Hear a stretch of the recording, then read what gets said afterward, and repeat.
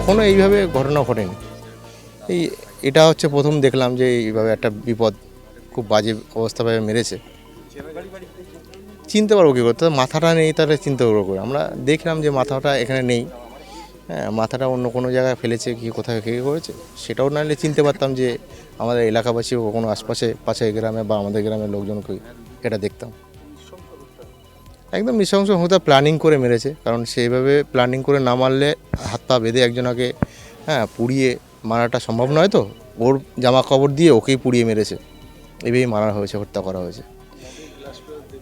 হ্যাঁ, ওইসব মদের গ্লাস প্লাস এই কারণেই যেহেতু ওখানে তোমার মনে হচ্ছে খেয়েছে, ওকে খাইয়েছে, খাওয়ানোর পরে ওকে মানে খাওয়ানোর পরেই মেরেছে। না, সে তো সেরকম তো কিছু নেই, অস্ত্রও তো দেখা যায়নি। না, অসামাজিক কার্যকলাপ চলে না, সেরকম কিছু চলে না আমাদের এই আশপাশে।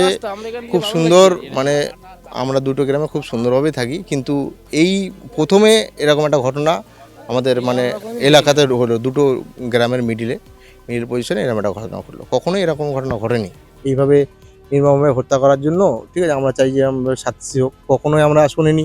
ছোটো থেকে তো বড় হয়েছি, কোনোদিনও এরকমভাবে মানে আমাদের এলাকাতে শান্তিপূর্ণ থাকি, ঠিক আছে, এরকমভাবে মানে মানে অসাধু কাজ কখনো এরমভাবে হয়নি, বা কোনো দুর্নীতি বা অন্য কোনো খারাপ জিনিস কখনো এরমভাবে হয়নি।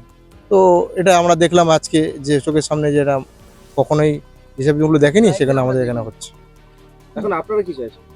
আমরা চাচ্ছি যে তদন্ত করুক, ঠিক আছে, যারা দোষী আছে তাদেরকে ধরে সাব্যস্ত মানে তাদেরকে ভালোভাবেই শাস্তি দেওয়া হোক, যে বিগত দিনে যেন এরকমভাবে কোনো না করে।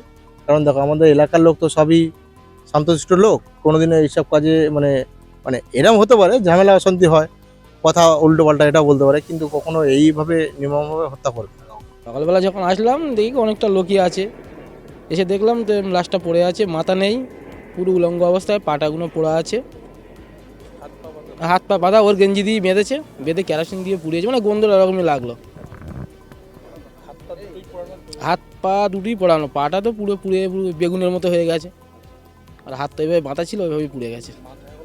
মাথা কোনো দেখা যাচ্ছে না, মাথা নেই এখানে, রক্তাক্ত অবস্থায় এখানে পড়ে আছে।